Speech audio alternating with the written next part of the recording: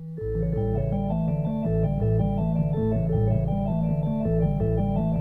m'appelle Kine Radouane, je suis ouvrier et chef d'équipe dans une société de nettoyage Buken.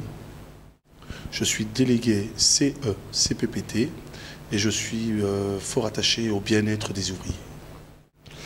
Voilà, donc l'entreprise Buken est une société qui est active dans le domaine du nettoyage industriel.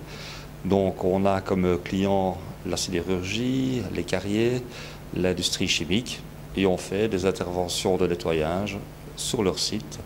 Donc nettoyage avec du matériel haute pression, avec des camions aspirateurs, à sec ou pour les liquides.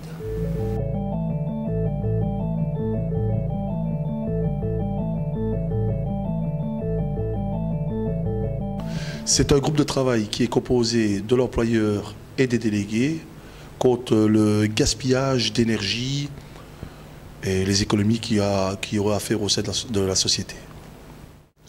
Donc le projet ici, c'est d'avoir une conscientisation de nos opérateurs pour avoir une utilisation optimale du matériel et réaliser des économies d'énergie en essayant d'utiliser, en bon père de famille, le matériel.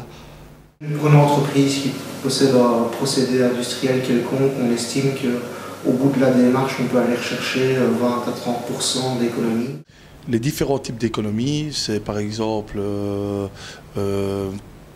couper les camionnettes, ne pas laisser les camionnettes, quand on arrive sur chantier, laisser les camionnettes toute la journée tourner alors qu'il n'y a personne dans la camionnette.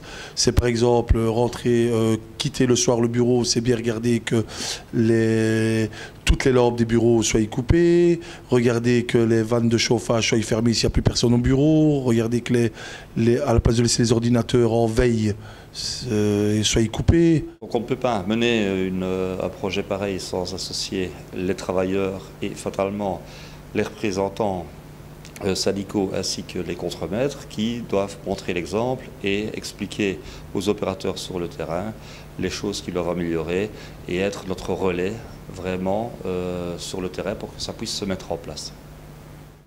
Les gens sont plutôt réceptifs car ils savent que derrière ça, le gaspillage qui sera qu'on aurait plus se transformerait peut-être en prime pour eux ou en sous en plus dans leur poche. Donc chez nous, la consommation de carburant représente quand même environ 50 000 € par mois. Donc si on sait aller chercher rien que 10% d'économie, c'est 5 000 € tous les mois qui sont gagnés et qu'on peut consacrer à autre chose, à de la protection, à de l'investissement, des choses qui peuvent être profitables aux travailleurs. Donc pour ça, grâce aux formations et à la conscientisation qu'on va mettre en place, eh bien on espère arriver à cet objectif.